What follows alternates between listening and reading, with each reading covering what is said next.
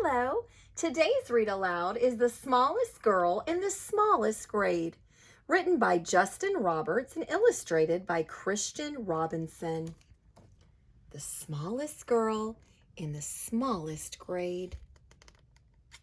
There she is. Hardly anyone noticed young Sally McCabe. She was the smallest girl in the smallest grade. There she is. Barely can see over her desk. Sure, her name could be heard in the daily roll call, and she marched with her books down the same school hall.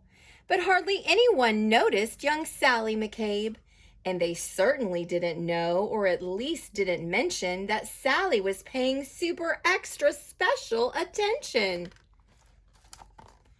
To the abandoned kite with the tangled string, to the 27 keys on the janitor's ring, to the leaves as they turned green to gold in the fall, to the time Tommy Torino was tripped in the hall.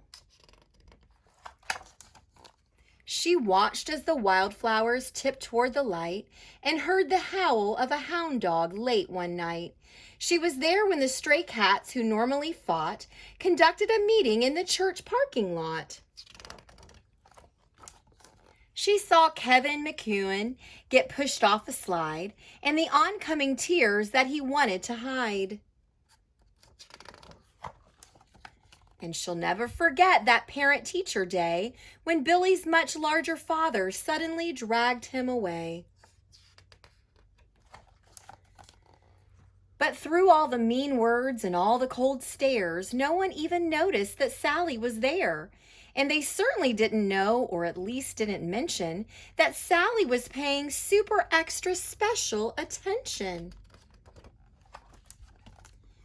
She'd seen how a whisper could make someone cower, like a bulldozer crushing through fields of wild flowers.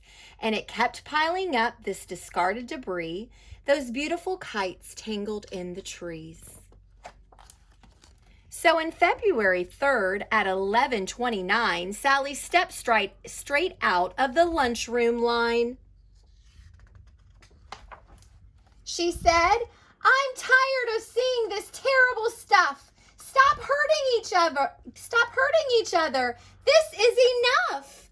Now a few laughed out loud or didn't care, and there was some girl with her hand in the air. But then something extra special happened that day as Howard O. Henry suddenly set down his tray.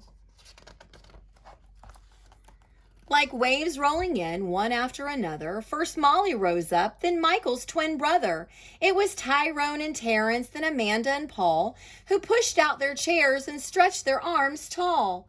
From the friendly lunch lady with the dishes she carted, to that new third-grade teacher who had only recently started. Yes, everyone there, even Principal Claire, has joined little Sally with their fingers in the air.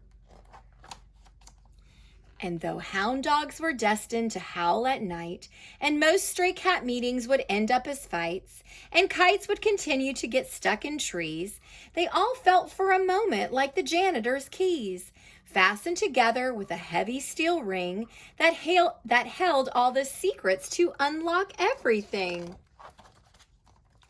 As the world returned to the way that it was, Sally noticed the difference, as she usually does, when Billy paused briefly to open the door for Mrs. O'Connell and 17 more, or when Molly scooched over to make some space on the coral riser for Ellen and Grace.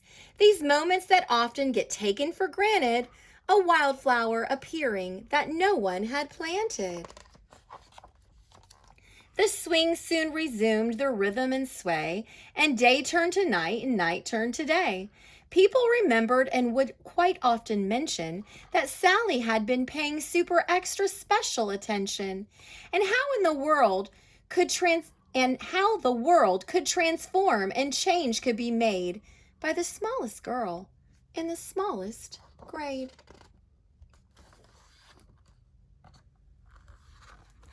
Little Sally, she made a big impact and a big influence on her school just by paying attention and showing kindness and sticking up for what's right. It goes with our rule that says we want to treat others the way that we want to be treated. I want you to think in this story, what's a lesson that you learned? What did you learn from Sally? How can you make a difference in your school, or if you're homeschooled, or wherever you go? How can you make a difference to make your world a better place? I want you to draw a picture.